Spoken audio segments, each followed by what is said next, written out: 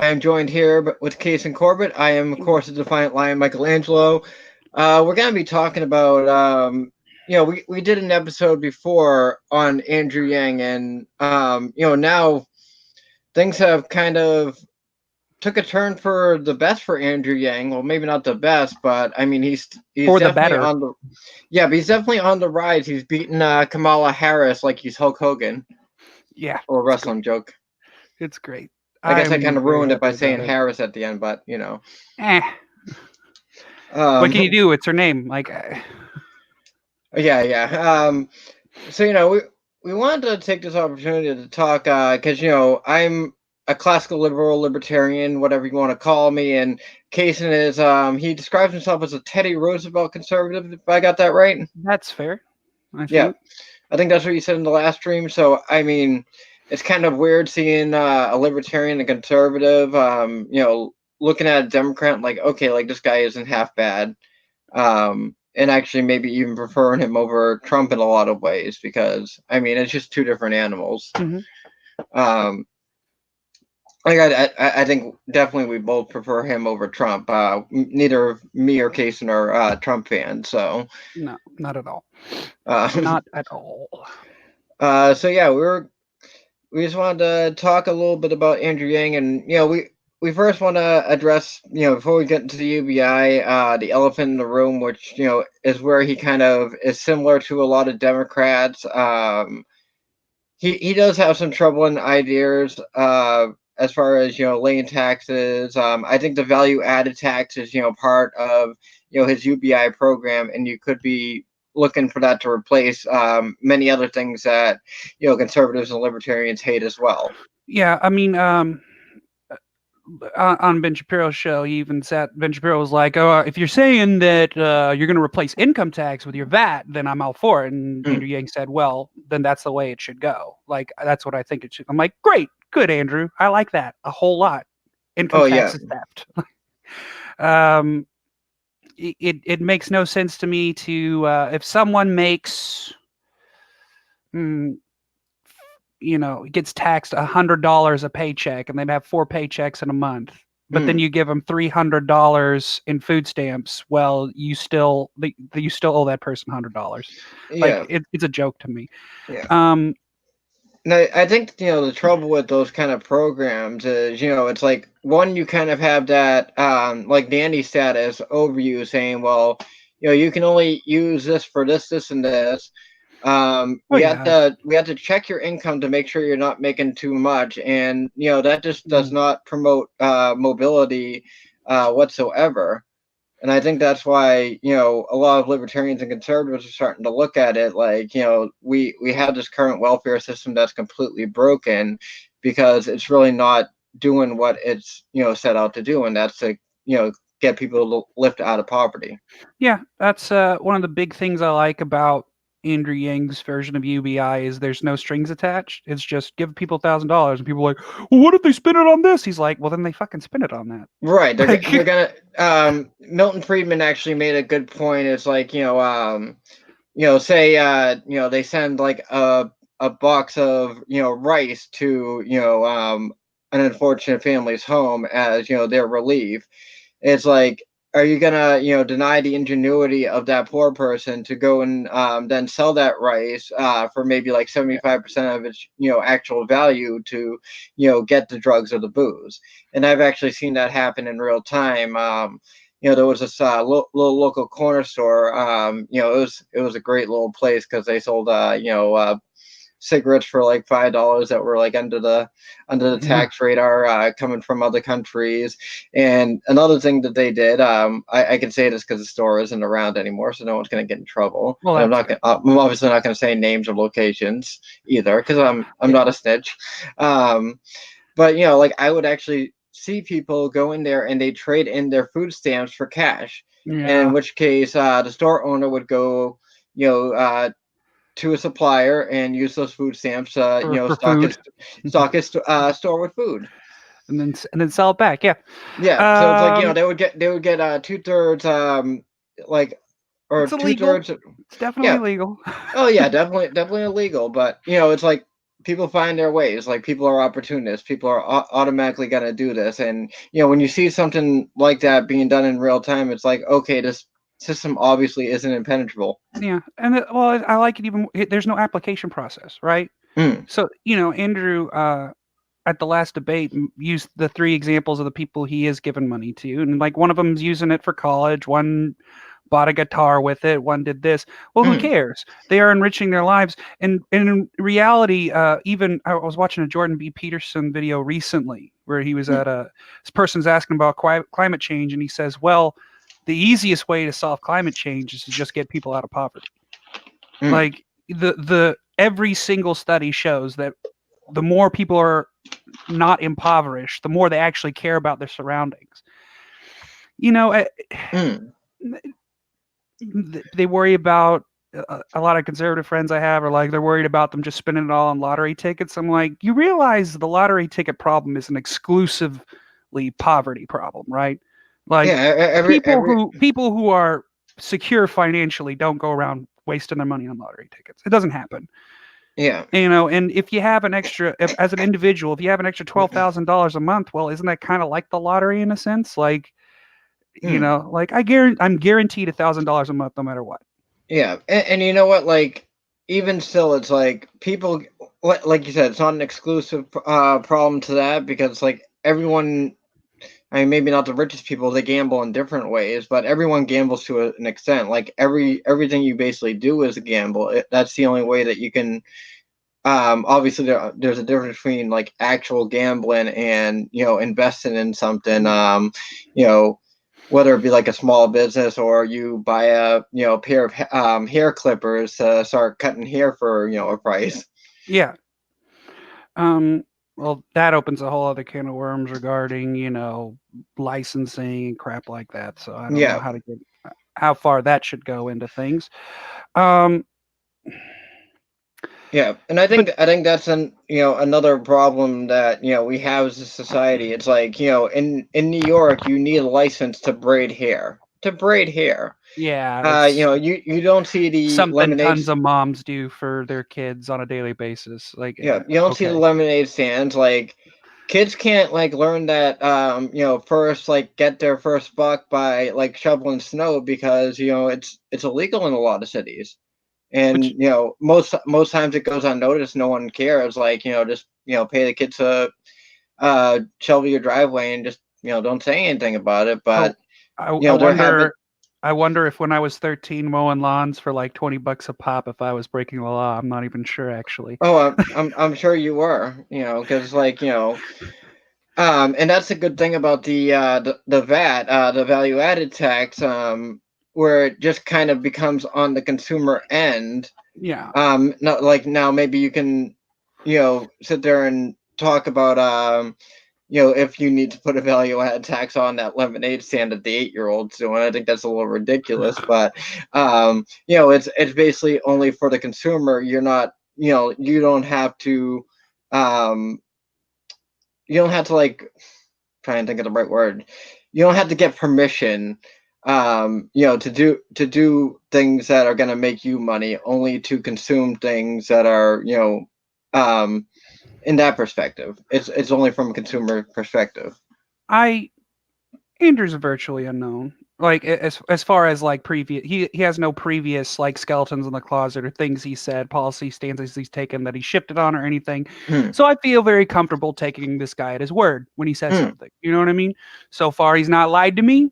Okay, let's take him at his word, right? So he says things like the VAT needs to be pretty much automation based. So you look at hmm, companies like Amazon, Google, lots of these things that are pretty much not having to have a very high like human employee hmm, ratio, and they're therefore not having to pay income tax on those people. They're not have all those things getting around taxes.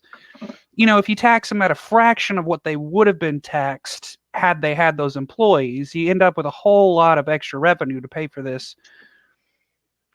hmm, for this UBI. And at the same time, they're still making a killer profit out the top of that. Yeah. Like I don't see, especially it nerves me a little bit when I hear conservatives talking about how they think this is just as immoral as free college or Hmm. jobs guarantee. I'm like, this is not even remotely the same. Like Andrew Yang says it best. Like you can't guarantee free college for everyone because not even the percentage of people who do finish college, even though they don't care about the price, even they still don't get jobs that they're overqualified for. Hmm. That's not a solution. And on top of that, you're saying give them free college. Well, you haven't solved the problems of why tuition has skyrocketed so high in the first place. Yeah. You're looking at things like why has tuition gone up to 10, sometimes 20 times more than it was 50 years ago, but the value of a degree is still exactly the same. We as conservatives or people who are more right leaning would immediately say, well, it's because we subsidized them a lot and then they hired a Hmm. bunch of administrators and that caused a lot of bureaucracy, which caused them to get more money. And, Yeah. and for them to continue to subsidize that, they just raised the costs on us and had us pay for it, which has come back to bite them really hard. Hmm. I think. And so because of that, they are probably championing someone like Bernie saying, oh, yeah, make college tuition free. Just give us more government money. Yeah. Yeah, if you do that, Print more of it, print more money. Um, Um, and so I think the like I'm, first solution, because Andrew Yang's talked about, he's like, well, we're going to stop giving college subsidies until they get their administrative levels down to the point where we say, yeah, that's acceptable. I'm like, hmm. good for you. Yes, Yeah. that's great. Um, so I think that's the first problem. And then you have to forgive. Like, I think there needs to be a debt forgiveness program for that because I'm sorry, Yeah. there's You no know what? reason people should be like what some people are like $100,000 in debt for college. Like, Yeah. there's no job on earth that you're gonna get that paid off. There's not, like, unless you make it big, which Yeah. realistically is not very likely. You're gonna be living with that debt for the rest of your life, and See, in like I think that's kind of like a hard thing because, like, you know, I would like to see like them take care of like certain debts, first. Like if you went to medical school or if like you actually went to, something that, would be, an actual job. Like, I'm sorry, like I'm a lot less for it if you're trying to bail your way out of art school because you were an idiot and decided to take pottery, than if you went to medical school and you just started your medical career and you're like trying to play catch up and I think there might be some potters watching me, and let's not insult pottery out of the bat. well, there's nothing wrong with pottery, but when you pay to like go No, to a I don't think school, you need a you know degree to what I do mean, it. It's right? like, for me, it's like music. I play music. I don't have a degree in music. Like, I think I'm Yeah. pretty damn good at it. And it's like, no, part of it's a struggle. Part of it you have to go and actually learn to do it yourself. Like, I agree with that. I think that college should have less of a risk for it because it's not Mhm. mandatory. You know what I mean? Exactly, and it's like It's that's what. different when it's our public school system and you have to go until you're 18. It's like, all right, well, you have to do this. You don't have to go to college. So why is there such a punishment for it? Um, Yeah, and that's why I sympathize with the whole like college debt forgiveness thing a little bit because it's like the price has been so high like in the last like 15, 20 years, however long it's been, that it's just there's no excuse for it. And I think that when you talk about righting some of the wrongs of that, like you have to look back at that. Like myself, like I've already paid off my student debt to like probably about a year ago. If you asked me that same question, I'd be like, I already paid mine off. Fuck you, buddy. But mm, like we had to sit there and realize that these prices have gone completely out of control, and not to sound like a typical libertarian, but it's all government's fault. well, yeah. Well, it's the college's fault too. Yeah, well, it's For the unholy alliance of the two. You know what I mean? Like, we should definitely have a separation, like in both ways. mm, And like that's the best way to get things back on track. And you were talking about the administration costs, and like we're more talking about UBI versus welfare, and it's like I think that's the heart of the argument right there, because like mm. with welfare, you're not just given the helping hand; it's all the administrative costs, it's Oh all the gosh. you know, people keeping track of what you're spending it on and stuff. Just give them yeah, $1,000. They spend it on what they spend it on. Like, yeah. Now, like, all right, like, uh, and I've seen a couple things. And I'm not sure like what is completely accurate and what the nuances of the explanations are. But I'm just gonna run with the hypothetical here, where it's like, say someone has like a welfare check of, that adds up to 1,500 a month, and they have all these regulations, on it, and it's like, they're still getting 500 more a month, with that welfare program, but they have all these regulations, like they can't make any other money, besides it. And then they have, the option of a freedom dividend, which is that that $3,000 a one. month to, kind of give you that boost and, give you the essentials that you need. And then you can, take a part-time job or whatever you can find, and, actually not have to, deal with the regulations of, living up to your benefits.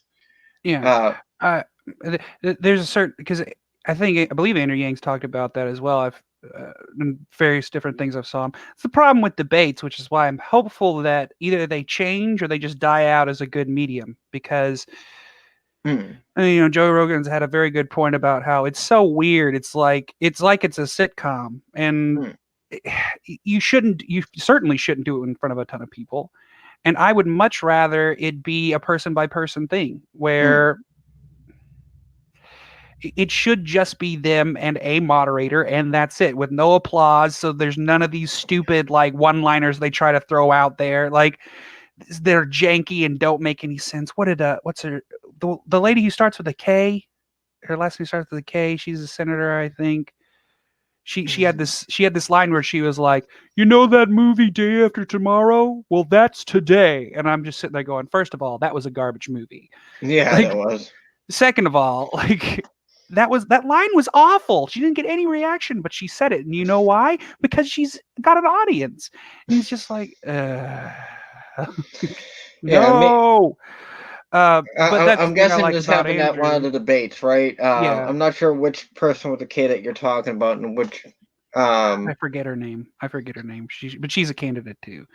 but it's like I don't think it's Kamala Harris. The No, last no, name no, with the no, no. K, Yeah. not Chris. I mean, this isn't last name with a K, but Kristen Gillibrand. No, no, she's not even running anymore, is she? I think she dropped out. Something Yeah, like that. she dropped out. Like I said, I'm not sure what you're talking about, and it's like, they didn't give Andrew Yang like any time in really any of the debates, and he's like still kind of beating out all the people that they gave like close to the 18-20 minutes. Well, yeah, but I think part of that is because he's not really relying on the debates, which is the thing. People are like upset that he's not getting time to speak. I personally don't think Andrew Yang cares if he has time to speak at the debates.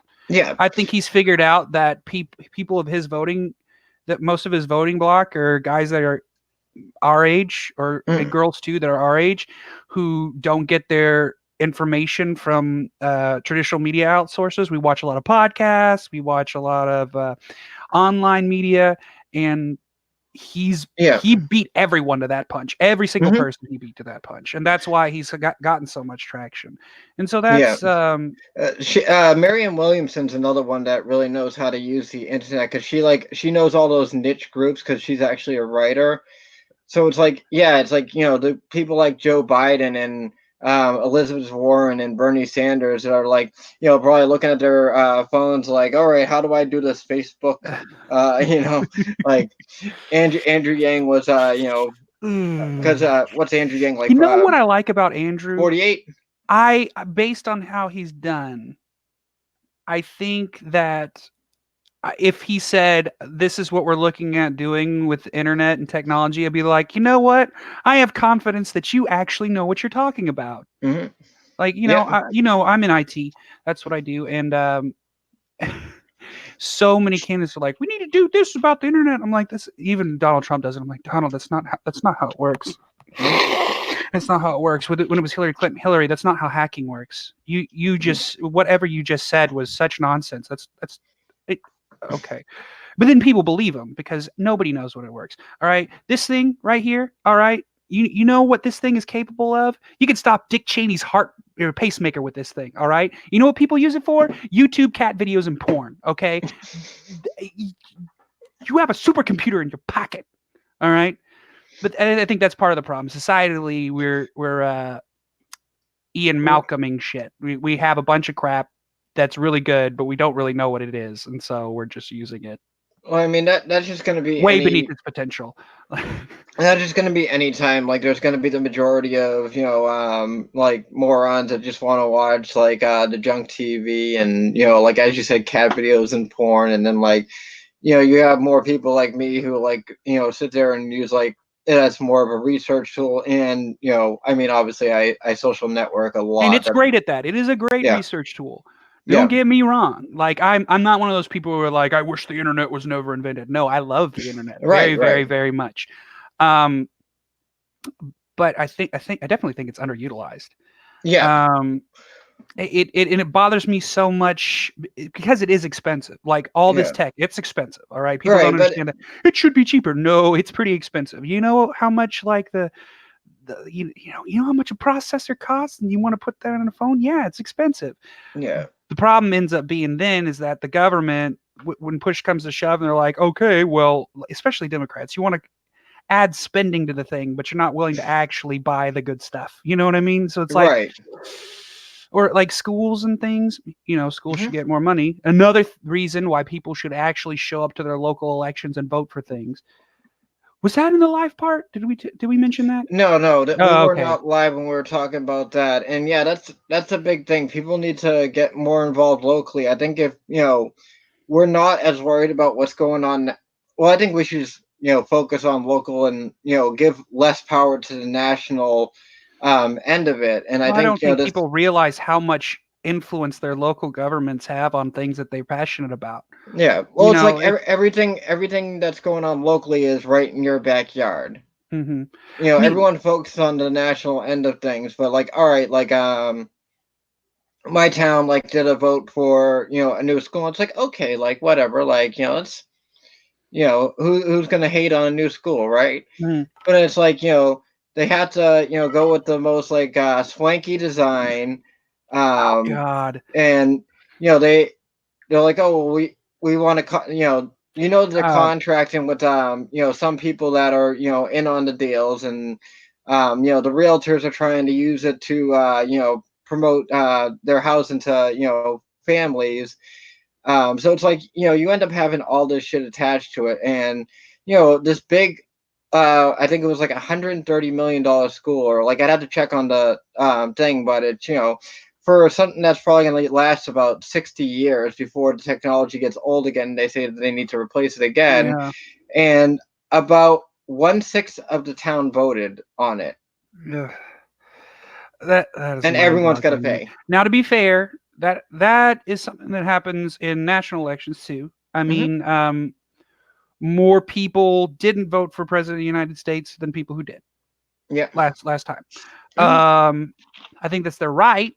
Like if Yeah. that's what you want to do with your time, fine. I get it. I understand the sentiment that you don't feel like your vote matters because in a lot of cases it kind of doesn't. But a Well, I think place that where was it more of really a. matters is your local elections. I was telling you, for example, in my hometown here in Arlington, Texas, we have last count our electorate something around 220,000 people who can vote in elections in our city, Mm, and our mayor won with a total of like 2,000 votes. mm, And that 2,000 was enough for him to landslide victory. It's like it was mhm. like 60% of the people who voted for him, but that was 2,000 people. Yeah, Less than God, I think that's less than 1%, isn't it? That's less yeah, than 1%. yeah. That's Like, a little ridiculous. ugh, And it's oof. like like my town. It's a pretty big town. Like we're pretty densely populated. Um, and like I think the whole election thing that year was more of a protest. Or like we don't like either of these candidates, so we're just gonna stay home. The one I was talking about was actually like it was an offset election, like it wasn't on a regular election day. It was like a special election. It was called a Capital Venture Project, and it needed a 2/3 yes vote. And the thing about it, and not to go down this rabbit hole because we can go down this rabbit hole. It's like, my town doesn't ID when they vote, so it's like, the fact that it was like an offset election and even 1/5 of the town showed up, like kind of like makes me think that there was like something fishy going on. Yeah, and that's something that's always worrisome, Because especially because if we're in the Yang I, Gang I I group, went to the I polls and think there was something no one.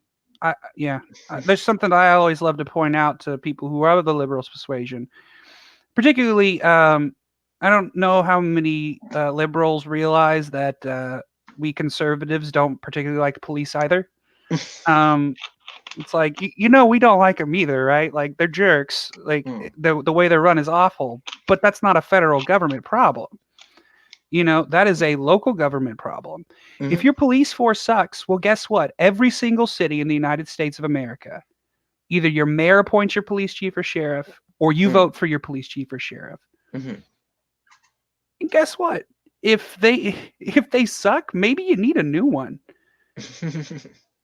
Right. Maybe you need to show up to your local election and get rid of that guy. Maybe he sucks and you just need a new one. Maybe that's Yeah. it.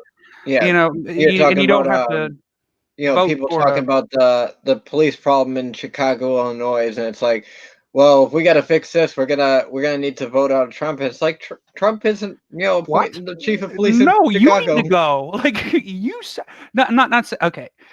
You know, I understand that there may be people watching who agree with that sentiment. All right, that you need to get rid of Trump to make things better. I get that. However, let me counter argument with perhaps the person you have is not doing their job very well. yeah, yeah, Maybe it's not all Donald Trump. right, Maybe there are a lot of problems. You going back to UBI?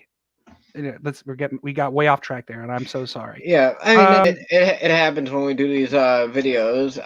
Yeah, So when we look at the one, Democratic Party, this is where I wanted to go with this. When you look at the Democratic Party, a lot of things they have an exhaustive amount of goals, just tons. They have a ton of things they want to get accomplished. yeah, They want climate change reform. They want like reproductive rights, which by that they mean abortion for anybody. mm-hmm. Prison reform. The list goes on, right? And each and every one of them pretty much lines up the same way on it. Some are a little less extreme than others, but pretty much they line up the same way. Yeah. So that being said, the elephant in the room with Andrew, for me, and you as well, is that his gun policy sucks to us. Like you look at them and go, well, that sucks. Yeah. But what I usually say to other conservatives is, well, all the Democrats' gun policy sucks. So that's kind of a moot point in a certain situation. Like if you hate and I include Donald Trump in that list too. His gun policy also sucks. Yeah. That's where I think a certain policy needs to. You got to just, especially since I do think Andrew's the best candidatal choice out of everybody, Donald Trump included. That's where I go, well, I'm in Texas. I trust Ted Cruz and Dan Crenshaw to, if he tries to put forward gun control things, that's when they'll step in and say, no, we're not doing that. Mm-hmm. All right. And then everything else Andrew wants to do, like UBI, like making it illegal for the NCAA to kick out athletes for taking an endorsement deal, like changing federal prisons, like the list goes on and on of things that I really do like Andrew Yang about. I actually didn't hear about the NCAA thing. I really like that. I love that. One of his primary positions is that college athletes should be allowed to be paid. And I'm like, absolutely, they should. Yeah, and I think in the last video we did, I was talking about how LeVar Ball made his own little training facility that kind of mimics the college thing, because it's like we talked about the wasted seat. No, it's like a joke. Like and if it's not a joke, you got an empty seat in a biology class because you want this 6'10" guy to play on your basketball team. He's going to be gone for the entire second semester if his team's any good at basketball. You think those Duke players are showing up to any of their class during March? Hell no, they're not. All right, they are in another state right now. And and that's what that always bothers me. It is an empty seat, and then you have to think about those kids who did get there on a football scholarship, but they're like, man, football's not for me. This is so I can get through college. Well, Yeah. what happens if they break their legs so bad while they're playing that they've got a permanent limp for the rest of their life? Yeah. And then they lose their scholarship. Like, what if their first year they had made like $200,000 off endorsements, and Yeah. then that happens? Well, guess what? At least they got a nest egg now. Like, Mhm. at least that broken leg wasn't for nothing. Yeah. Like, And another thing about it is, and I know this isn't the best comparison, but it's kind of like when you're calling up your cable company. It's like, okay, I want, X, Y, and Z channel. It's like, oh well, you have to get this too. Like that's kind mm, of what you're seeing with. Okay, you want to take that next level of basketball, you're gonna have to, go into, uh, take these college classes and actually, and a lot of them don't even graduate. A lot of the, at least in basketball, it's one and done. You see one that. year they four, and that's recent too. I think Hmm. LeBron James was the last big name that went straight from high school to NBA. And Yeah. man, it's been real bad for him not getting that college year experience, hasn't it? Oh yeah. Right. Oh man, what a terrible thing that happened to LeBron James. No, he married his high school sweetheart's got two kids, makes millions of dollars. He's fine. Yep. Hmm. If you want to be able to do that, then do it. The way we, you know what it is, we're American and we like to Puritan things up. That's what it is. Hmm. No, we have to look like we're doing the right thing. Well, what is the right thing there? Like, Yeah. is it what you said? I don't think so. So, but that's a big one I like about Andrews paying college athletes. I think that's a big problem. I Hmm. think I think if we don't start doing that soon, there is going to be a ridiculous amount of scandals coming out very soon about college athletes who probably shouldn't be there, Hmm. um, who get so injured that what even if they do graduate college, they have concussive debilitating injuries that prevent them from ever getting anywhere in life. Mm. I think there are so many problems that are about to start coming out real soon Oh that yeah. if you don't get ahead of it and start trying to compensate these people, it's going to be a Yeah. problem, man. I mean, I you mean, already see it with the one and done because like the mentality, and of course we're talking more basketball because it's, a lot more typical in basketball, but it's like like you said, the mentality is like, well, what if I get hurt in my sophomore year and that's it, I don't get paid for any of it. mm-hmm. At least if I sign that, NBA contract and get hurt in my second year, I at least have that, Minimum. What yeah, is the NBA's league minimum even? It's like a a lot. million dollars. It's a lot. Like, Yeah, you get hurt the second year, guess what? You got $2 million. You're gonna be all right, buddy. You're gonna be yeah. okay. You're gonna figure it out. I Like, mean, even like not an actual like roster spot role, like one of the like ancillary contracts that they have, like it's still more money than I fucking make. whereas now, whereas now, you make no money. They sit there and say, "Well, we give you free tuition. That's fine." Well, guess what? Free tuition doesn't cover room and board. You still have to take a loan out for that.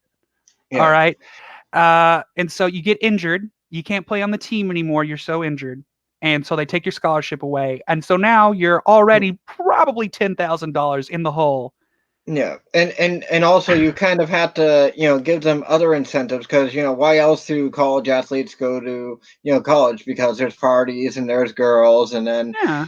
I mean, that's where all the, sexual, misconduct and allegations come into play. And it's like you can kind of like nip that in the bud by just like, yeah, just go right to the NBA or like, like I don't just know if you join the nip it in little the butt. I basketball don't know team. if you nip that in the bud. I think some dudes are Yeah, well, just assholes. But like things like sadly that's just gonna continue.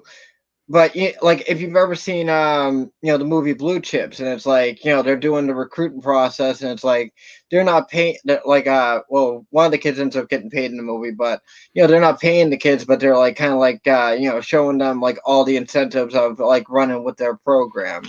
And it's like it comes down to all that kind of bribery. So it's like you have to incentivize people to yeah. do something one way or the other. So it might as well be money. And I think not just that, but a big way to do that outside of athletics is to maybe fix the tuition rates. Hmm.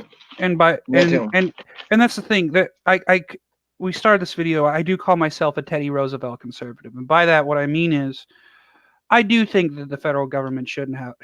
I think the federal government shouldn't have a lot of power, Mm. except when it should. Yep, Except when it's time for big man to walk in and go, okay, you're done. Kablow! yeah, Like I we're gonna destroy the whole thing, and you're gonna pick up the pieces and start over. That's what's gonna happen. Maybe that needs to happen with college. yeah, I do Um, want to address this comment by Pink Flamingo. My lovely woman Elizabeth, actually, she said, I completely disagree. Why should some college kids get paid just because they play a sport? Most kids don't get injured severely playing college sports. Well, it's like, no one's maybe they arguing to. don't get injured. Well, here's the thing. It's like no one's arguing to pay, the guys that, go and play baseball at, the field down the street every Saturday, in front of like five people. You know why? Because, they're only playing in front of five people. They're playing for fun. When it comes to college athletes and like, athletes that people come to see, and I think, the school representation is a big part of that market. But, when you have these games on TV and you Mm. have, people in Vegas dropping millions upon millions of dollars on Mm. their successes and their failures, I think it's time to realize that those people are, producing value into the society. And it's not just that, because we've, I think, so far just brought up baseball, basketball, and football. Listen, I'm talking about every college athlete. Yeah. According to the NCAA, if any college athlete accepts any kind of financial anything Mm, during their tenure, they are liable to be expelled from their university, have their scholarships removed, and a hefty fine. I think that's a lot of crap. mm, Like, I don't care what sport you play. I don't care if you play badminton, tennis, golf, whatever it mm. is. If you're really good and you're playing at the amateur level, well, guess what? You should be paid. Yeah. If Nike walks up to you and says, "Hey, man, we want to sign a deal with you and have you do a commercial. We're going to give you $1 million." I don't think the NCAA has any right to say anything like that. Well, it basically comes down to like, the very, simple economic truths. It's like, you're valued when, someone wants, your service, whether that be, they want to watch you perform either in a sport or in a band or, Nay. what have you, or when you have a desirable skill, um, in some way, shape, or form to someone. And, I think that's where the whole UBI, because I wanted to also talk about, because, another thing I wanted to focus on was the government job creation, and the government job guarantee, I should say, that Bernie Sanders saying. And, when he was going over, the government job guarantee, and he's like, well, listen, I think people want to go out and produce into a society. So that's why we need, the government to say anyone that wants a job can have a job, like at, any minimum level. And it's like, well, if what you say is true and people do want to contribute to society, then they'll go and do it. Yeah, there's It's like, that, and also I think they have a right. One thing I like about unions is it helps guarantee the worker the right to negotiate for what their work is worth. Like, uh, they do. it, There's a good reason. I'm glad. I have to drive by my old work every day to get to my school that I work at mm, for being the computer manager there, and my old job was at the Arlington General Motors plant, biggest mm, GM plant in the entire world now. And everyone's on strike, yeah, and I know exactly why they're on strike, and I'm glad they went on strike because it is a lot of crap. Like, yeah, and so that's where I do agree with unions, because it's like, it, and there's going to be a nuanced argument. Maybe we could do another show when we yeah, talk completely absolutely. about unions. Um, but it's like, like I understand the argument. And I think it does help in a lot of ways. There are some benefits to unions, and there are some negatives to unions. There are a That, lot of negatives, but yeah, there oh are yeah, some positives, and I think they need to be discussed when they oh happen. yeah, yeah, yeah. I think it's a very nuanced argument, because it's like especially as a libertarian, it's like there's certain ideas that I agree with, and then there's certain ideas where I'm just like, like, but I think, the main problem is it's more of a collective and not an individual thing. Like, if you're in the union, it's kind of hard to stand out individually, when you're kind of because a lot of unions kind of go on like a merit by time, or even like a nepotistic system. Yeah, and that's one of the reasons they suck. But like you said, we Yeah, can talk about and I that mean some that other that's just time. gonna It's just happen naturally, anyways. So that's just kind of how the world works. But getting back to the government job guarantee, it's like Bernie who says, people want to contribute into society, and he's like, well, if he really believes that, then he'll just leave it alone and let people get to their own devices. But then it, becomes, oh no, no, no, that's not what I meant.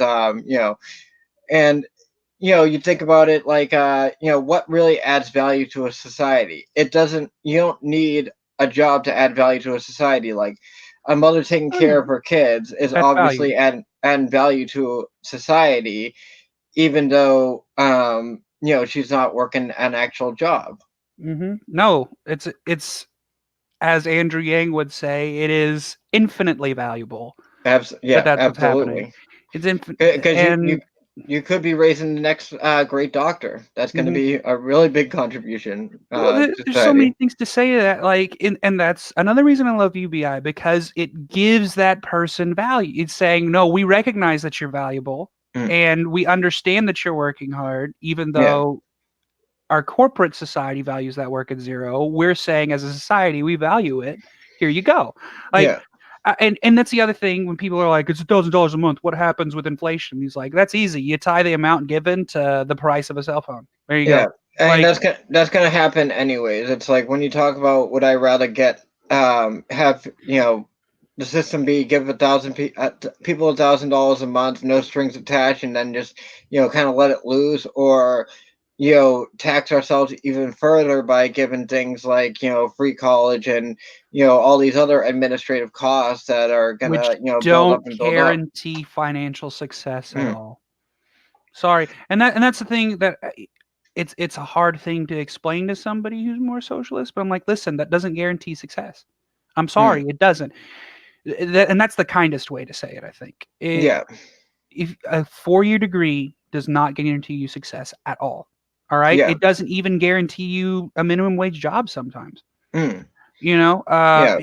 I mean, and to kind of, I'm gonna address this comment and sure. kind of like talk about the subjective value theory a little bit. And my girl says, I don't put much value on sports as most people, so I don't see the point. It's like, that's the thing. Value is subjective, and that's why you see things like gamer girl bathwater becoming an actual marketable thing, as weird as it is. I know, big I sigh. sit there and I have a big sigh, but at the end of the day, man, she's making her paper. I can't complain. Right. Like, go for it, I guess. Hey, Like, do people want what it. you do. All right. Well, what do I know?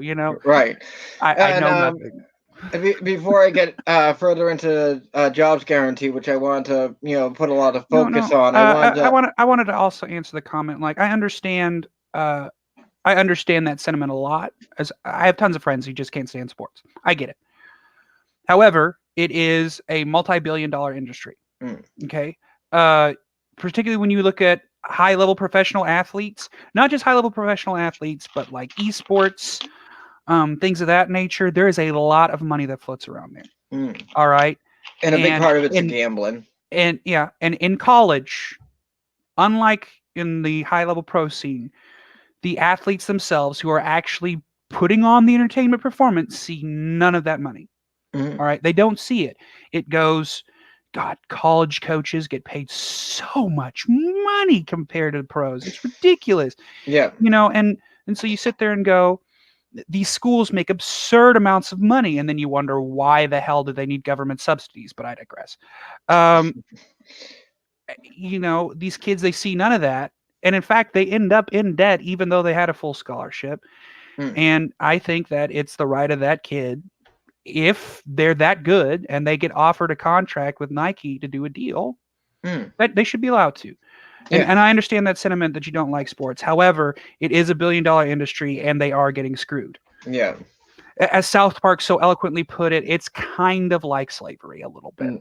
Mm, Um, yeah, she says, goes to show how stupid society is. Like, yeah, I agree. Like, if you look at like the Billboard Top 100, some of the movies that are popular, and oh my God, like but who am I to judge? I probably if I start listing off my taste, people are gonna probably look at me like, what the fuck is wrong with you?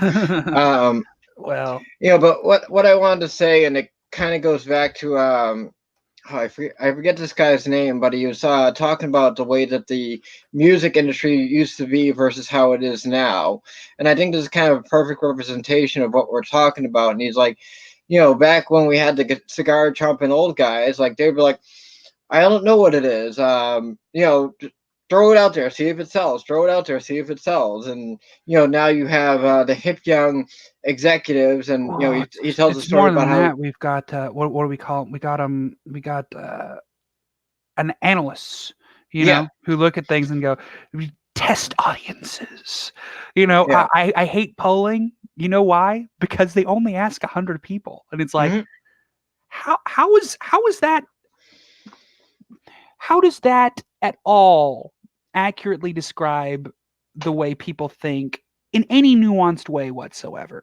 yeah, I remember oh sitting yeah, there, got polled about my local election. They're saying, like, I'm sure they wrote me down as a favorable for how my mayor does for roads. But what I said was, well, I like that he's spending money on fixing the roads, but did he have to hire the worst construction company in the entire world to do it? Like, right, right. like he doesn't take any of that into account. Polling's dumb.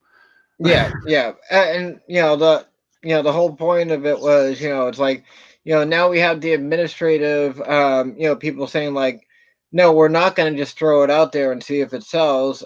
We know what the kids want to hear. Like we're the hip cats. Like we know, and it's like that's kind of what you see with a lot of these modern economists. Like we know the direction that the economy is going to go, so just trust us because we're smarter than you. It's And it's kind of like. like how you see with the media treating the Democratic candidates. Mm, It's why Joe Biden gets talked about a whole lot because they mm. think he's the guy that you want. Like, Mm. mm, What do you say? Like Soda Pop is a bad dude? Like he was talking about like some old gangster named Soda Pop or Corn Pop or something. Oh my Jesus. god, guy is ridiculous. Listen, if Jon Stewart makes fun of you twice, you probably shouldn't be president of the United States. I'm just like about touching people inappropriately. Oh my god, that Like people they just sit and there and you go, know what? Like "Oh, they we've think even Joe got Biden's past. got the best shot at beating Trump." You know how fast Trump's going to be like, "Yeah, you did a little kid." Yeah, Like, no, it's not going to work. I mean Andrew Yang easily has the best chance to beat Trump out of any Democrat because all those people that don't usually vote that don't care about politics, like, oh, if this guy wins, I get $1,000 a month, like no matter where I am, like. Yeah, I'm gonna. Oh no. Ah, we lost Michael. That's okay. Live comment. Let's see. Live comments. Here we go. Here we go. Iran declared war on us. I didn't. Dropped out for a second. I did we hear Iran has declared war on us? No, I did not hear that. Oh, This show's a th- betrayal. How's the show a betrayal? Who's Karma's pimp? oh, that's my buddy Scott. He's Ah, always going to be a hater of all things, and it's like as a libertarian, like I don't find any kind of wealth distribution ideal, but it's like I'm looking at things, and it's like something's going to happen whatsoever, and mm, I'd rather go. I heard like a really good saying on UBI as far as like a libertarian argument for it is like yeah, you can be against it if you're a destinationalist, but if you're a directionalist, you kind of like the idea because it's it's giving you more freedom, and that's why it's kind of called the freedom dividend because like you can do whatever you want. You can if you want to start your own business, if something as simple as like I mean, I know this isn't that much, but getting like hair clippers and like setting up shop, to try and make money that way. Like people are gonna you know seek what they're passionate about, and build more startups and put Oh more yeah. things into local economy. Maybe that guy whose business is struggling and like he couldn't afford to hire someone, well, he has an extra $1,000 a month. Maybe he hires somebody new, and maybe his business starts to pick up because he's got someone who can be there while he goes to do other stuff. There's so many different possibilities with this. Mm, That's what makes it intriguing. Whereas the other candidate solutions is like there's only one possibility out of this. Like mm, there's no there's no flavor. There's no play on it. It's not malleable. It can't yeah. do a ton of things. So that's why I like it a whole lot. I Mm, did based on this thing. Just talking about deploying troops and stuff. I wanted to mm, get to foreign policy, which I do like Andrew Yang on. mm, I don't know when I don't know what happened that both Republicans and Democrats are against an isolationist war policy. I mm, don't know what happened.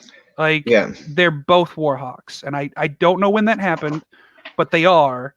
Mm. And you're sitting there. I have to look that up now because I'm curious. Your friend's talking about us deploying troops to Iran. Oh, this must be a new development, or it just kind of got swept under all the Yeah, it says everything else. U.S. to deploy military forces to Saudi Arabia and the United Arab Emirates after drone Iranian after drone attacks on oil sites. Okay, all right, so we know that they attacked a bunch of oil sites that we have interest Mm. in. Oh my God, there's Oh, another okay. thing. Why are we still buying oil from them? I Mm-hmm. digress. It's like I don't know when isolationism became such a taboo, such a hatred, when that was something that Democrats were totally in favor for not that long ago when it came to Iraq and Afghanistan. You know what I mean?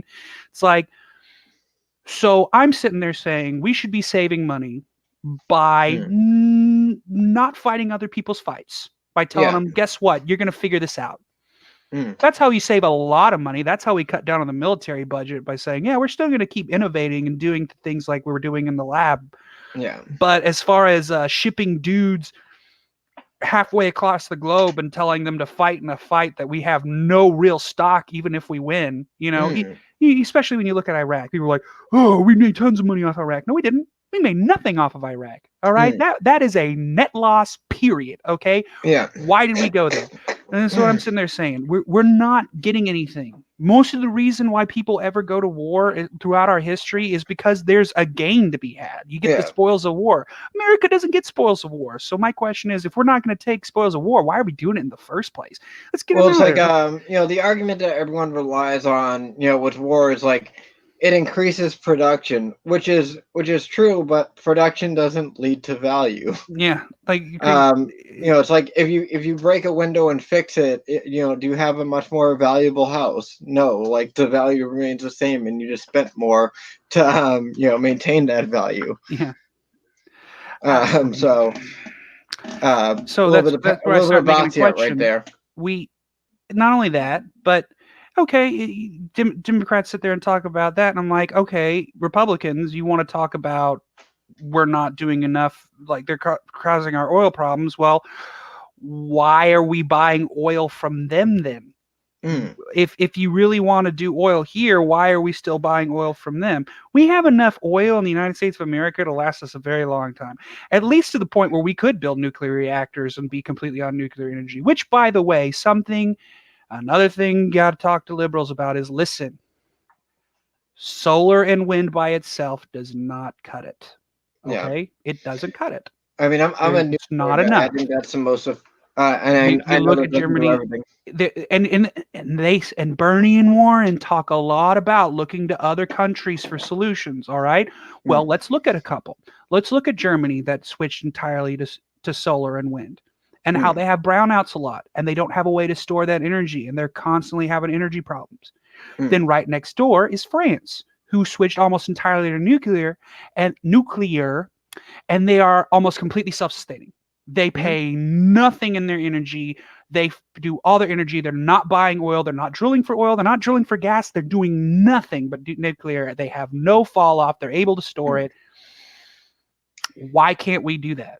Yeah. Like it would be maybe a 20-year project, all right? And I get it. You want to do that. Well, there are too many people who think something needs to be done right now about climate change when they don't realize it's going to take that much amount of time to infrastructurally do that. It's going to take 20 years to build enough wind farms, solar farms, and nuclear reactors for us to be completely self-sustainable in this country. It's And going to take a we're gonna need the long time. materials to do so, and most of which, like, digging up those materials to use is gonna do more damage. It's like, everything has a reaction. Um, That's the reality, is that there's going to be consequences no matter what we do. yeah, And exactly. that Yeah, it's like, how about instead we just make sure everybody's not impoverished? yeah, yeah. That's my And argument. That's why I like Andrew it's Yang. like, like I said, it's like, the two competing things right now seems to be like the UBI versus the jobs guarantee, where it's like, it's I kind of funny because it's like, for a group of people that completely compare Trump to Hitler, they're like, oh well, we want to use one of Hitler's situations. And I know it's like, well, Hitler also drank water, but it's like, Hitler had the government guarantee program. He made unemployment illegal, mhm. and he dropped the unemployment level to full employment within 3 years. So it's like, wouldn't that be a mammoth achievement? From the Democrats end, like, we're talking about, we want to end unemployment, and it's like, like, no, like, because then Great. you end up. I'm building bombs in a factory. Yeah, well, then it's just like, then you do end up doing jobs that are not productive, or maybe even damaging Mhm. to society. There's a great joke by Milton Friedman where he goes to an Asian country, and they have a government job guarantee, and he sees like these machines that can dig holes a lot better, and he's like, well, why aren't you using these machines, and why are these men just digging the holes manually? It's like, oh well, we have a jobs guarantee, and this way the guys can have jobs. It's like, well, if you just give them spoons, you'll create even more jobs. Yeah. Yeah, and they'll be able to get out of the prison you put them in. Yeah. Um, God, there's so many things where I just sit there and go. That's why I like Andrew Yang, because he's a uniter. I don't disagree with the sentiment of most Democrats. All right, I don't disagree with the sentiment. I disagree with the solution. All Hmm. right, that's the Yeah. truth. There becomes a problem. It's another reason why I hate the debate format. I think that if you put Bernie Sanders and Andrew Yang in a room and they were the only two debating each other, Hmm. I think Andrew Yang would wipe the floor with Bernie Sanders. Oh, Why? Because I definitely. think Bernie has no substance. He's got a lot of out there ideas that will never work, and Andrew's smart enough to poke every single hole in them and say why they won't work and why his will. Hmm. I think it's that simple. Yeah, Um, and the you'll problem have is in the current debate format, you're never going to get that, and which you'll, is you'll have Bernie say why. something stupid like, like not understanding what a 7-Eleven is. Like, well, back in my day, we had a general store. Oh my god. Well, it's even different than it's why I think Ted Cruz was never afraid to do one-on-one debates with Bernie Sanders the year after in 2017. The whole time he's like, I'm not scared to one-on-one debate this guy because I know that he can't back up anything he's saying. Like, I mean, like, I'd be able to win a debate with Bernie Sanders, and like, I'm just some guy with a YouTube channel with 2 viewers right now. it's it's asinine because he does a lot of playing to people's emotions, which I understand that's political. He does a lot of, I think, far be it from me to say that I think maybe Bernie Sanders' heart is in the right place. Okay, I'm not. Mm. Maybe I don't know. I can't judge. I don't know the guy personally. You know what I'm saying? Right, right. However, his solutions do seem to be contradictory to the problems he has with the world. Yeah. So that ends up being the issue I have. And that's the thing where I look at when I call myself a Teddy Roosevelt conservative, I'm the kind of guy who sits there and says, I want the government to work for me, not Hmm. cause me problems. All right. Mm. I think, except for the gun thing, that's what Andrew Yang's policies call for. It calls for the government to be smarter and spend its money more efficiently, to tax more efficiently, to get the boot off the neck of its citizenry and let them do what they want to do. I don't see, and I've been seeing that a lot with my conservative friends, how they're just attacking. Like I say, you know what? I actually really like Andrew Yang. They're like, the guy who wants to give people $1,000, you're an idiot. I'm like, no, man, you need to look at this. Like, Hmm. we've had that before in our other group where I'm like, hey, let's talk about Andrew Yang for a minute. I think he's pretty cool. And we got, a real conservative guy sitting there going, oh, no thanks. It's like, yeah. okay, have an open mind for a second and read what we're talking about. It's how many is the vast majority of conservative economists behind the idea of universal basic income? I think that's a Yeah. thing. Well, Like, actually, I started really shining up to it because I was, reading into a lot of Milton Friedman's takes of it. Now, he called it a negative income tax, and he kind of explains it as, it's like when you have, all these deductions and, you pay so much into the system and then you get a taxable refund of just say $1,000. And then you kind of like use that deductible as, like kind of like, trying to think of the right word, like just kind of like spread that across, like had that be the standard. You know what I mean? That everyone, gets back no matter what. And, he actually, preferred it.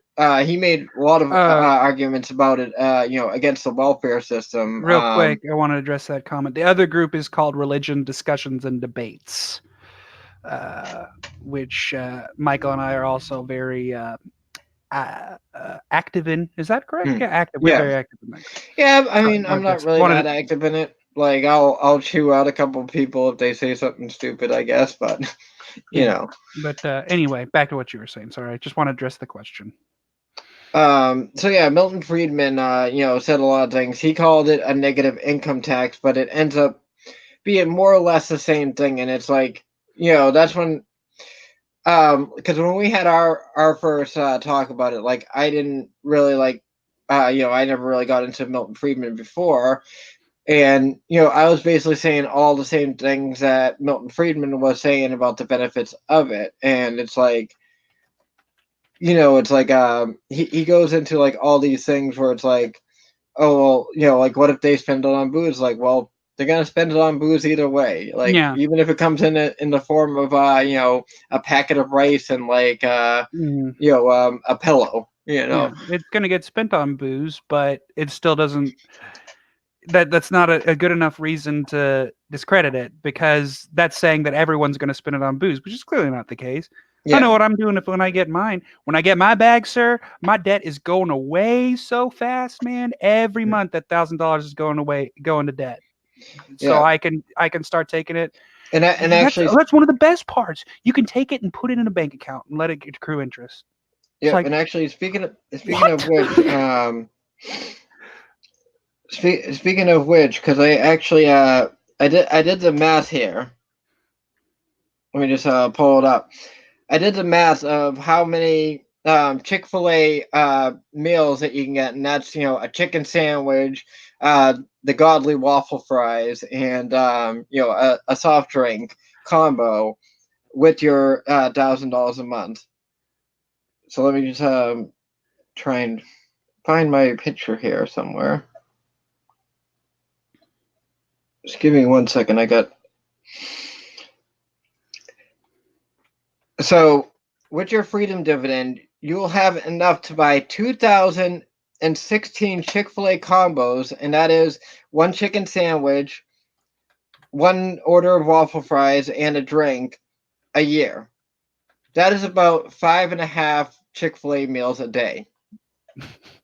Is there? Which I Do, guess you could if that's what you wanted to spend it on. no, I'm one to I'm just judge. saying, Just for the people who love Chick-fil-A, that's a lot of Chick-fil-A you're getting. mm, I mean, well, obviously it will change a little bit because it will be some kind of inflationary where you gotta, add in the VAT, but still that's when you look at it in chicken sandwiches and waffle fries, it looks pretty damn good, doesn't it?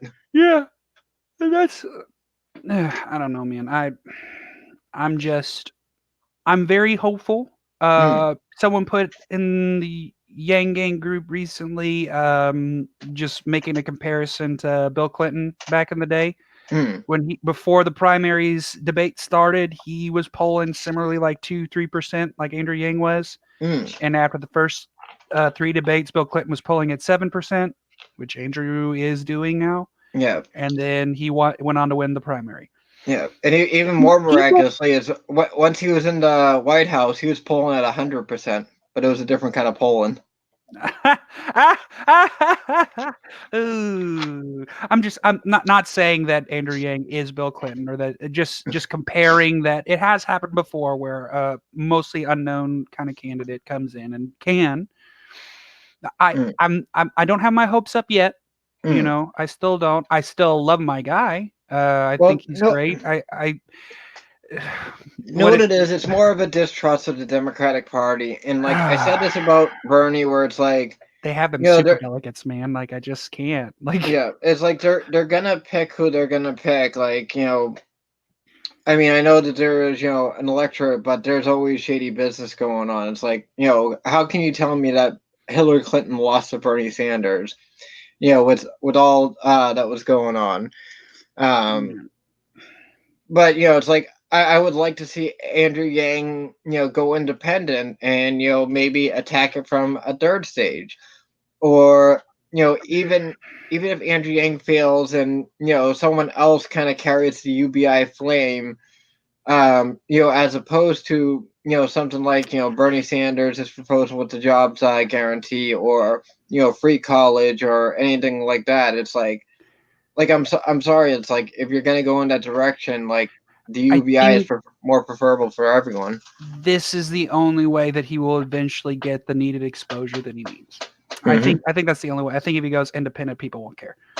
Mm. Which sucks, but I think that's the truth. Sadly, you're right. Like he has so much less of a chance as an independent. But if he makes a big deal, like if he makes a spectacle, you know what I mean? Like, because you saw the same thing with Bernie Sanders. You saw the same thing with Ron Paul in '08 against Romney at the Republican, um, some of the Republican things, and it's like if he makes like what's the guy's name? A mash. What's the mash that did it? That once he got into the fight, he's like, "Well, screw you! I'm taking the R off my name, and I'm an independent now." Mm-hmm. Like, you know, like that's it. And it's like obviously he's a senator, and he's still got a little bit of exposure for that. He doesn't have that kind of recognition, but I like don't think Andrew. Excuse me. I don't think Andrew would ever go independent anyway, because I think I don't. Yeah. in his head, he at the end of the day he is a Democrat and he is more concerned with Donald Trump Mm. losing. Like even if he really wants to be president and he really wants his ideas to go through, he'll sacrifice his ideas if it means Donald Trump is president. Exactly, and So that's the thing. It's like he's putting this idea out, and it's like it's got libertarians, conservatives. Like, you know what? Like that's a lot better than anything else you guys are saying. Like it may not be the greatest thing, but it's a I lot. like that he'll sit there and say on David Rubin's podcast, he sat there and said, "You know what? I understand that this might not be popular with a lot of your viewers, but I'm going to be honest, and hopefully they can just see that I'm trying to be honest, and they'll vote for me anyway." And Mm. it's like, Yeah. well, I can respect that a whole lot more than anything else any other Democrat Oh says. yeah. It's Yeah. it's not no, you should just think this way. It's this is what I think. Mhm. This is what I would try to do. I understand that there are people who are going to disagree with me vehemently. I hope you vote for me anyway because I think that your argument's valid also. It's like, Mm. cool. I can respect that a whole lot more than the divisiveness that comes from the rest of them. Yeah. And Not saying that Donald Trump is not divisive, but he absolutely is. I just think that I don't know if I've said this to you before, but I feel very much like Treebeard from Lord of the Rings. Mm. In the books, I don't know why they didn't quote it from the book, but in the book, he says, "It does not matter to me, Aragorn, son of Arathorn, that Mm. you say humans are more just than orcs are because you both cut down trees." And so the Ents cannot weather this storm. And so the point of that is because when he's talking about I'm on nobody's side because nobody's on my side, he means it. He's like, Mm. I don't care if liberals. I don't care if you're the more moral, which I disagree with, but I don't care. You know why? Right. Because neither side is interested in what I have to say or my well-being or Mm. things that help me. Both sides are interested in my destruction. Like, Mm. uh, Yeah. I'm a Jewish conservative. Like, Mm. the extremes on both sides hate me. Right. Right. Right. Like, the Oh neo-Nazis yeah. want to kill me and Antifa wants to kill me. There's no going around. So in Oh yeah. reality, it's kind of like I don't have but that's why I like Andrew, because I think he's the guy. I think we need a uniter more than anything. Somebody Yeah. that everybody can be like, I'm happy with this guy. I think this guy's a good guy. I think he's trying and I respect him. I think that's what we need more than anything. I Yeah. think I'm very And like, annoyed that Barack Obama was ended up not being that guy. He was not that guy. you He know, was he was not. And like I said, like I think there's just a little bit of that UBI argument for a little bit of everyone. Like you can make arguments with it, to kind of sway everything, and like that's what you talk about of being a uniter. It's like listen, like I don't like some things about it. Like you may not like some things about it, but there's something for everyone to benefit from. I think like the best argument that you can give conservatives is it will actually have make for like less abortions, let's say, because people will actually be able to afford taking care of a kid with the extra $1,000 a month. maybe Um, having a kid in college is not so bad if you've got an extra $1,000 a month. yeah, yeah, And when you fix the tuition problems, yeah, oh, and it's like like to take it into like a more like small scale and hypothetical. It's like uh, say two people have a kid, and it's like the father works full time, and uh the kid has to be taken care of at least until it goes into school. And like a lot of what you see is single mothers coming into fruition because it's just easier to become a single mother and get the assistance that way for when the kid is young, instead of let the father, like let the not to sound it old brings fashioned back and the joke, family unit. It not to brings sound back old, having two yeah, parents. because Like you can do this reverse way too. You could have the woman work and the guy take care of the kid, where it's like let's just say one of the parents works full time, where one of them takes more of the caretaker priorities over the mhm. kid. And with that, it's like you get your $1,000 a month for that, and it's like you can also just say let's work 15 hours or 20 hours a week at a CVS or a supermarket or whatever have you, to get that a little bit of extra money. And there's nothing prohibiting you for working those extra 20 hours a week. It's not like certain programs where it's like, well, you only get these benefits if If you don't you, work at all. Like yeah, or if you only like, or if you only work like you can't make above a certain amount. It's like that's the anti-mobility thing that I see with what's going on now, when it it's uh the it's ideas that are coming. it um encourages lack of productivity. yeah, Like it's like, oh, don't be productive. yeah, Don't be and it's good. like, Like what? a lot of people will say like UBI will cause people to be unproductive, but it's Like like it gives no, people like freedom people, to be productive. Like yeah. Well, it's like the people that's gonna make like allowed to be unproductive, those are the same people that are gonna be unproductive anyways.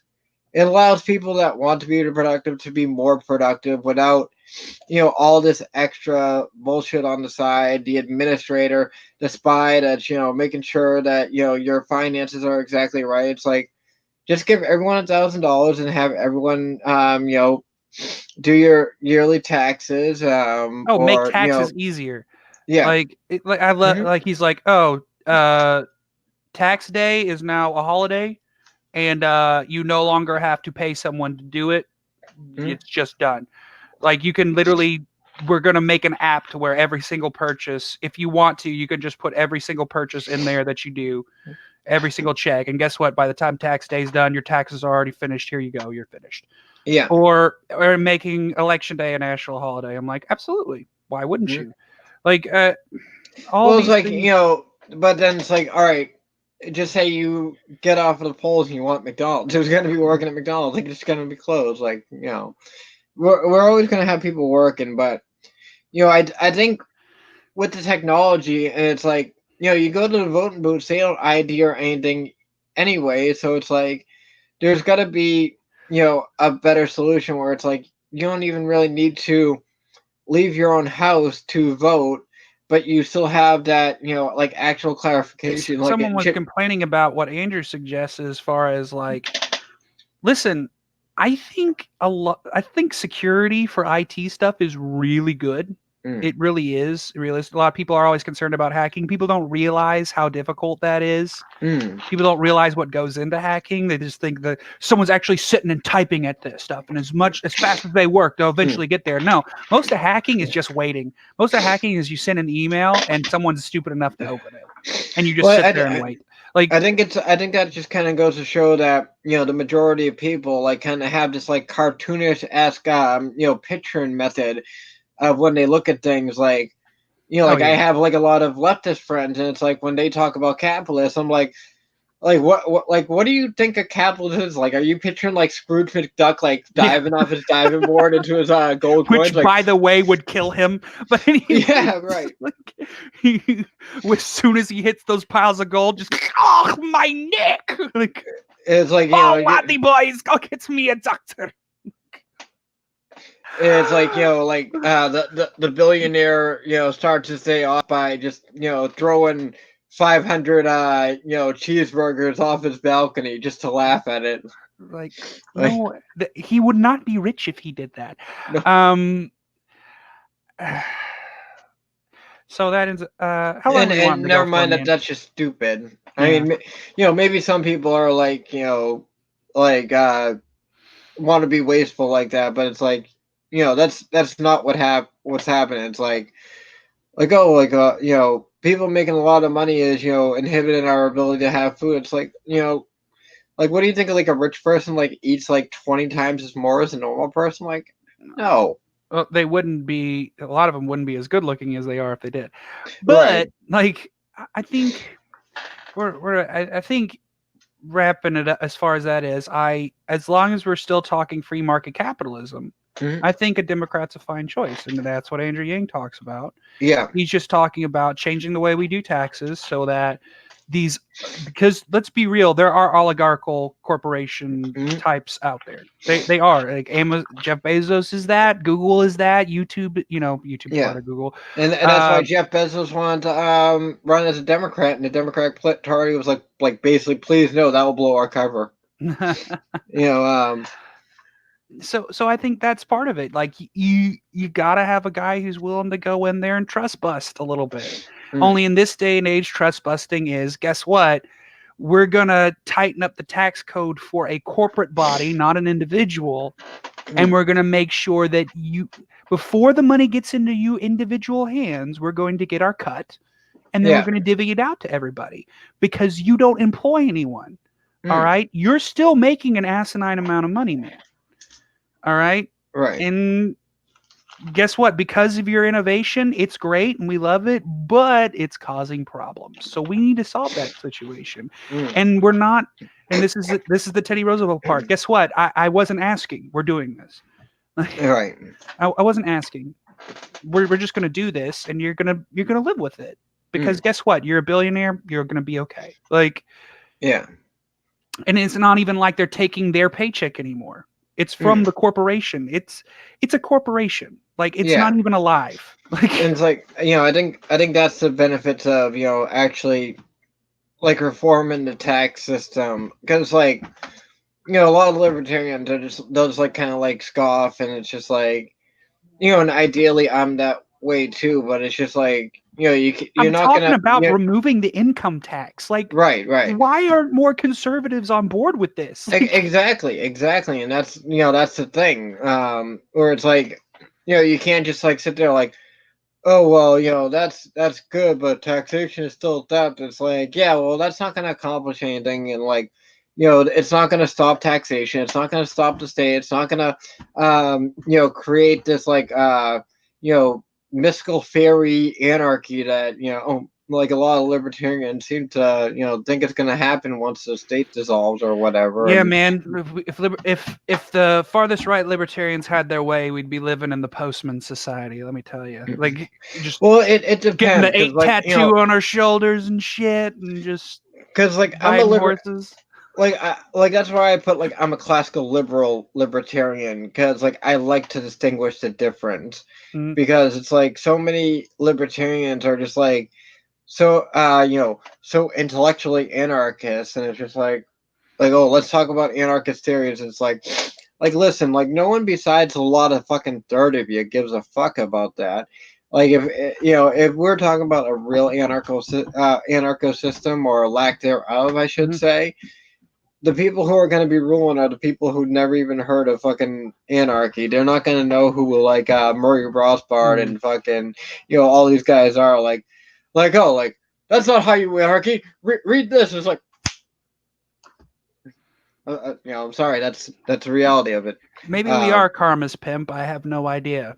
Like I thought we were all right there, but whatever. yeah, it does kind of like because it does get kind of confusing because like a lot of things kind of like end up like rolling into each other, and sometimes like I may not be like on point to what he's saying, but I'm like kind of like taking his point and bringing it into like a new direction with the conversation as well. But yeah, it's as long as we get a valuable conversation here, that's all that I'm enjoying matters. it, so that Yeah. works for me. And so that when and then furthermore, I would always say, particularly if I'm having, because I know I've said when you talk to our liberal friends, well, I need to talk to my conservative friends. Listen, Mm. most of the Republican Party, Donald Trump included, are not conservative. Nope. We know this in our hearts. All right, let's be real. You got Rand Paul, and that's pretty much it. All Yeah. right. I love Ted. He's not really conservative. Yeah. I Like, also like Massey. He's more libertarian. well, Ted's Excuse all me. right. I Libertarian. wish he was more interested in natural resource conservation and getting our soldiers out of places. But for the most part, when it comes to like legal matters, yeah, he's conservative, but he's not as much as I'd like him to be. Donald Trump isn't conservative at all. Like, and so that ends up being the thing when I'm talking about like old school Teddy Roosevelt conservatism. I'm talking about the government doing as little as possible, but still doing still working for people because that's his job. Doing things like the government's role is to do things like protect our natural resources, like enforce our law, like enforce the laws that we do have, which we don't do, like preserve our land and make sure that it's well kept and maintained. Something I can't stand about conservatives right now is that they're still on the not make marijuana legal bandwagon. Yeah. You know what the cartels are doing to our land, making it Mm. legal pot. They do not Yeah. care about our laws regarding you know not using pesticides. They don't care how whether like they create bad runoffs on our rivers. They don't care that they're selling it to kids and that it's Mm. poison. They don't care about our ethical standards regarding farming and cropping. Yeah. All right, they don't care. And so You I know don't what? understand why you're totally cool with them causing this huge amount of uh, of environmental damage for this hill that you want to die on so badly. It blows my mind. Yeah, and I think the heart of that argument is it's like it's gonna happen anyways. Um, you know, and like all right, like in Massachusetts, the greatest thing that happened was to decriminalize it. Because what happened when you decriminalize it and it was less of a penalty to hold it. Then I mean the gang members and like the shadiest dealers were still around. Like I'm a pot smoker. I'll admit it. Like Mm-hmm. I had to buy my supplies. Mm-hmm. And that's how it is. And the night and day difference between when it was criminalized and decriminalized was just you know absolutely insane because you had all the more so shady dealers and more gang type dealers, and when it became decriminalized and it became less dangerous to hold and you know um do that kind of stuff and actually grow in your house.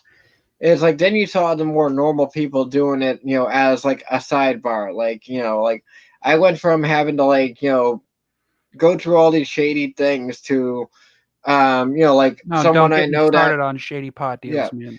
I'm yeah, in Texas. You know, you want to talk about some shady crap when it comes. oh, It's I know, bad. and like, yeah, I'm sure you have a lot more shadiness than up here in Boston, but it's like, it's like, still like a bunch of like crumb bums who are like, like like the attitude difference. It's like there's a big difference between the skis ball that fucking gets drunk and like, hangs out with like girls that are like 10 years younger than him, Mm, selling like rip off dime bags to, versus like, someone you may know from high school who works at the auto body shop during the day, and makes a couple different plays at after his job. And it's like yeah. just a difference in people that you have to deal with when you take it off the criminal market.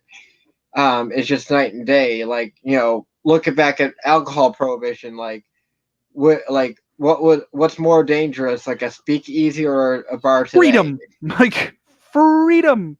How about Yeah. that? Like, and so I don't know. How much longer we wanted to go, man? I was actually gonna start to wrap it up. Sounds It's getting good. on the hour and a half. So to But kind of wrap just it up, going because on, I think that there are some things that, for my wrap up, is some things that I think Andrew Yang is very honest with his liberal constituency about.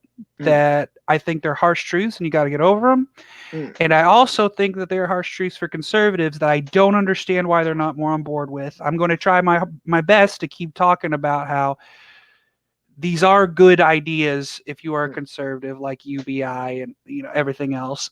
Are the gun things bad? Yeah, but I still hold that if I vote constituency my way and make sure that my representatives are in Congress, that's not going to happen anyway.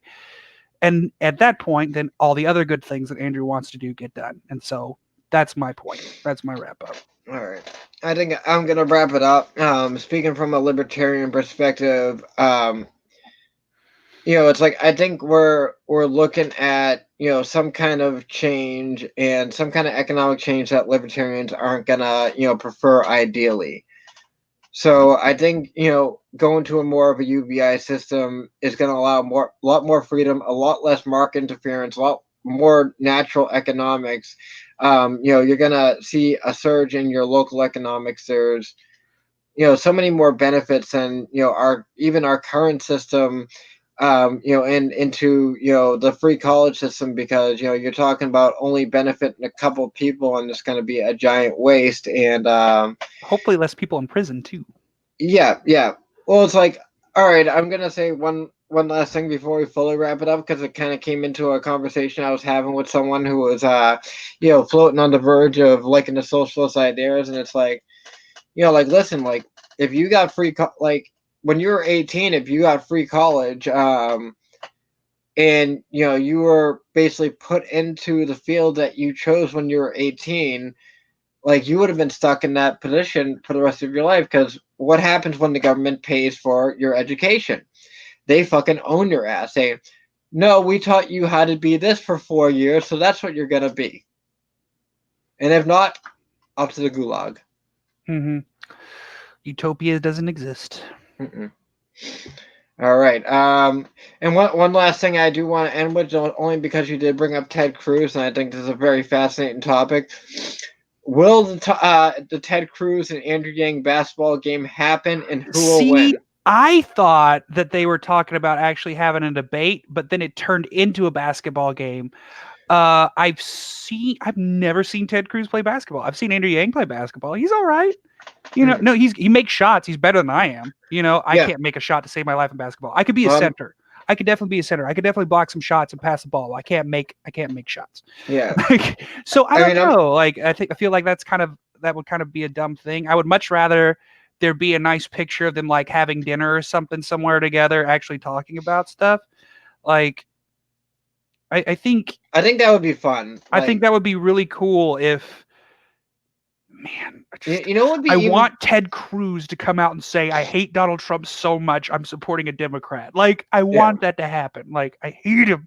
You yeah. don't And say it's those like, things about my wife and my dad and get away with it. Like, and also like, when we're talking about unification, talking about the perfect opportunity for like two sides to just kind of like come together and just like laugh it off and enjoy something, because that would just be that's hilarious to watch. that's what makes Like me so excited charity about Andrew. contribution. I think he's the guy who could sit there with like Ted Cruz and then like pick what's that guy? There's one Democrat I really like from Senator I like from Florida. I can't remember his name. He looks like he's had way too much plastic surgery, but Oh, I I think I think know what you mean. or even the guy from Louisiana, the Democrat from Louisiana. Like I think they could sit them down together and they could have a good time and like be like, no, I think these are good solutions for everybody, and they both be like, okay. Like I think he is that guy. So Yeah, he's definitely different. Kind of a breath of fresh air of what we've uh, had, because like I really hate most politicians, and I kind of think I like don't hate him. well, I don't like I said, he's not like the perfect ideal candidate for me, but it's like when you're talking about direction, like I gotta agree that the UBI is way more preferable than anything else anyone else is talking about right now, and anything that's actually getting headway right now. And I think if you kind of bring it in that direction, it's more preferable to the direction that I want to, or the destination I want to go with, which is a very minimal state. And I think, UBI is at, a good first step towards that. Mm-hmm. It's So couldn't with say it that, better I'm gonna myself. end. With that, I'm gonna end it. Thank you for watching. This has been the Den. I'm Michelangelo, joined by Case and Corbett. We'll see you next time. Bye bye.